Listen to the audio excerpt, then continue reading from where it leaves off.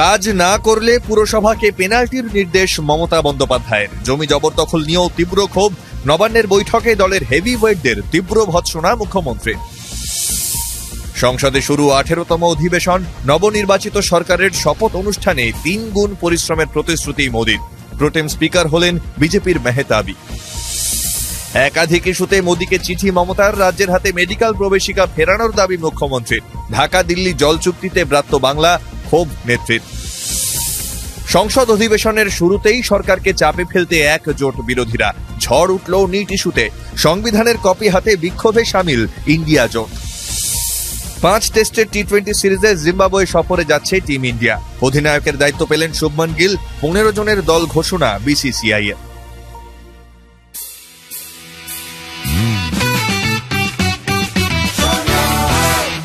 আপনি শুনছেন সংবাদ প্রতিদিন শোনো। নমস্কার, আসছে বিস্তারিত খবরে। রাজ্য জুড়ে পুরো পরিষেবার বেহাল দশায় ক্ষুব্ধ মমতা বন্দ্যোপাধ্যায়। নবান্নের বৈঠকে পরিষেবার নিরিখে পুরসভাগুলিকে রিপোর্ট কার্ড দিলেন তিনি। পুরো পরিষেবা নিয়ে বিরক্ত মুখ্যমন্ত্রীর প্রশ্ন, এবার কি আমাকে রাস্তায় ঝাঁট দিতে হবে? কাজ না করলে পুরসভাকে পেনাল্টির নির্দেশও দিলেন মুখ্যমন্ত্রী। কোথাও রাস্তা দখল হয়ে যাচ্ছে, কোথাও জ্বলছে না রাস্তার আলো, কোথাও আবার বর্জ্য নিকাশি ব্যবস্থা বেহাল। টাকার বিনিময়ে অবৈধ নির্মাণের অভিযোগও উঠছে। এবার এই সবকিছু নিয়েই ক্ষোভ উগরে দিলেন মুখ্যমন্ত্রী। মুখ্যমন্ত্রীর সাফ প্রশ্ন, পরিষেবা না পেলে পুরসভার দরকার কি? একের পর এক বেআইনি বাড়ি তৈরি হচ্ছে, বাংলার ছবি বদলে দিচ্ছে। জনপ্রতিনিধি থেকে পুলিশ আমলা অনেকেই এই দুর্নীতিতে যুক্ত বলেও স্পষ্ট জানালেন তিনি। তার নিশানায় একাধিক পুরসভার চেয়ারম্যানরা। বাদ গেলেন না মন্ত্রীরাও। বিধাননগর পুর নিগমে ইচ্ছামতো লোক বসানো হচ্ছে, সরাসরি এই অভিযোগ তুললেন সুজিত বসুর বিরুদ্ধে। তার তিরস্কারের মুখে পড়তে হলো শিলিগুড়ি পুর নিগমের মেয়র গৌতম দেবকেও। এদিকে টেন্ডারের মাধ্যমে আর্থিক দুর্নীতির অভিযোগও উঠেছে। সে কারণে এবার থেকে স্থানীয়ভাবে টেন্ডার বন্ধ করে দিয়ে কেন্দ্রীয়ভাবে টেন্ডার হবে বলে জানালেন মমতা। টেন্ডার পর্যালোচনার কাজে একটি কমিটিও গঠন করা হবে। মুখ্য সচিব, স্বরাষ্ট্র সচিব, ভূমি, অর্থ, সেচ দপ্তরের সচিবদের পাশাপাশি পুলিশ কমিশনার, ডিজি ও এডিজি সেই কমিটিতে থাকবেন বলে জানিয়েছেন রাজ্যের মুখ্যমন্ত্রী। আসছে পরের খবরে। নবনির্বাচিত এনডিএ সরকারের শপথ গ্রহণ অনুষ্ঠানের মধ্যে দিয়েই সংসদে শুরু হলো 18তম অধিবেশন। নতুন সংসদ ভবনে সোম ও মঙ্গলবার সাংসদদের শপথ গ্রহণ অনুষ্ঠান। এদিন সাংসদ হিসেবে শপথ নিলেন নরেন্দ্র মোদীও। অধিবেশনের শুরুতেই সংসদ ভবনের বাইরে সাংবাদিক বৈঠক করে 18র গুরুত্ব বোঝালেন মোদী। প্রধানমন্ত্রী মোদীর বার্তা, আমরা চাই বিরোধীদের সঙ্গে নিয়ে এগিয়ে যেতে। গণতন্ত্রকে মজবুত করার জন্য বিরোধীদের শক্তিশালী হওয়া খুব প্রয়োজন। আপনাদের মূল্যবান মতামত আমাদের কাজে সাহায্য করবে। সংসদে স্লোগান নয়, মতামত চাই। যদিও জরুরি অবস্থার প্রসঙ্গ তুলে কংগ্রেসকে চাপে রাখার কৌশল নিতেও ছাড়েননি তিনি।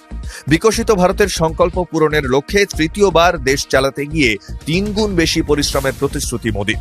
এদিকে প্রবল বিতর্কের মধ্যেই প্রোটেম স্পিকার হিসেবে শপথ নিলেন বিজেপি সাংসদ ভাতৃহরি মেহতাব। প্রোটেম স্পিকার পদে মেহতাবের নিয়োগ নিয়ে প্রথম থেকেই সুর চড়িয়েছিলেন বিরোধীরা।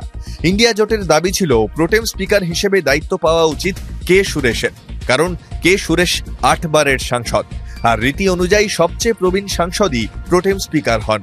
কিন্তু 18তম লোকসভার প্রথম অধিবেশন শুরুর দিনই মেহতাবকেই শপথ বাক্য পাঠ করালেন রাষ্ট্রপতি দ্রৌপদী মুর্মু। সংসদ অধিবেশনের মাঝেই প্রধানমন্ত্রী নরেন্দ্র মোদীকে কড়া চিঠি বাংলার মুখ্যমন্ত্রী মমতা বন্দ্যোপাধ্যায়। নিট দুর্নীতি এবং ভারত বাংলাদেশ জল চুক্তিতে বাংলাকে ব্রাত্য রাখা, একযোগে 2 ইস্যুতে প্রধানমন্ত্রীকে চিঠি লিখলেন তিনি। মুখ্যমন্ত্রীর আবেদন, মেডিকেলের প্রবেশিকা পরীক্ষায় ফেরানো হোক পুরনো পদ্ধতি। সর্বভারতীয় ক্ষেত্রে নিট বাতিল করে আগের মতোই হোক রাজ্যভিত্তিক জয়েন্ট এন্ট্রান্স পরীক্ষা। রাজ্যকে পুরোপুরি ছেঁটে ফেলে এভাবে কেন্দ্রের তরফে নিটের আয়োজন করাকে অগণতান্ত্রিক বলে তোপ দেগেছেন মমতা বন্দ্যোপাধ্যায়। এদিকে বাংলাকে পুরোপুরি অন্ধকারে রেখে গঙ্গা ফারাক্কা চুক্তি নবীকরণ নিয়ে ক্ষুব্ধ মুখ্যমন্ত্রী মমতা বন্দ্যোপাধ্যায়। বাংলাদেশের সঙ্গে জল বন্টন সংক্রান্ত গঙ্গা ফারাক্কা চুক্তি রয়েছে 2026 সাল অবধি। এদিকে নয়াদিল্লিতে প্রধানমন্ত্রী নরেন্দ্র মোদী এবং বাংলাদেশের প্রধানমন্ত্রী শেখ হাসিনার মধ্যে বৈঠকে ফারাক্কা গঙ্গা জল বন্টন চুক্তি নবীকরণের জন্য যৌথ কারিগরি কমিটি তৈরি করা হয়েছে। এই পদক্ষেপের মাধ্যমে দুদেশ জলবন্টন চুক্তি পুনর্নবীকরণের পথে আরও এক পা এগোলো বলেই মনে করা হচ্ছে। বাংলাকে আড়ালে রেখে যৌথ কারিগরি কমিটি তৈরিতে ক্ষুব্ধ হয়েই প্রধানমন্ত্রীকে চিঠি দিলেন বাংলার মুখ্যমন্ত্রী। গঙ্গা তিস্তা জল বন্টন নিয়ে বাংলাদেশের সঙ্গে চুক্তির বিরোধী নন তিনি, তবে প্রয়োজন পড়লে যে পশ্চিমবঙ্গবাসীর স্বার্থ রক্ষায় তিনি সবার আগে তৎপর হবেন সে কথা স্পষ্ট করে দিলেন মমতা বন্দ্যোপাধ্যায়।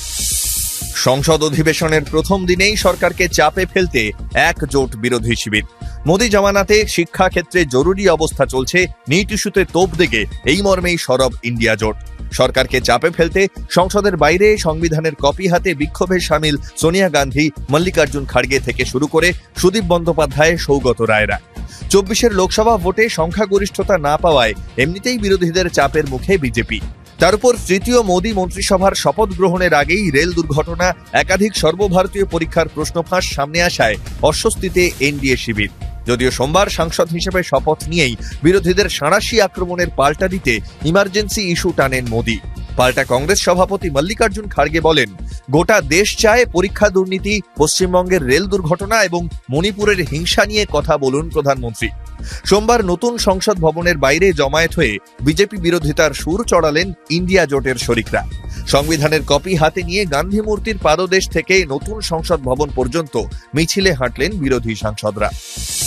আগামী মাসে জিম্বাবুয়ে সফরে ভারত, আর সেই সফরেই ভারতীয় দলের অধিনায়কের আর্মব্যান্ড উঠল শুভমন গিলের হাতে। সোমবার জিম্বাবুয়ে সফরের জন্য 15 জনের ভারতীয় দল ঘোষণা করল বিসিসিআই। 6 জুলাই থেকে হারারেতে শুরু হচ্ছে 5 ম্যাচের টি20 সিরিজ।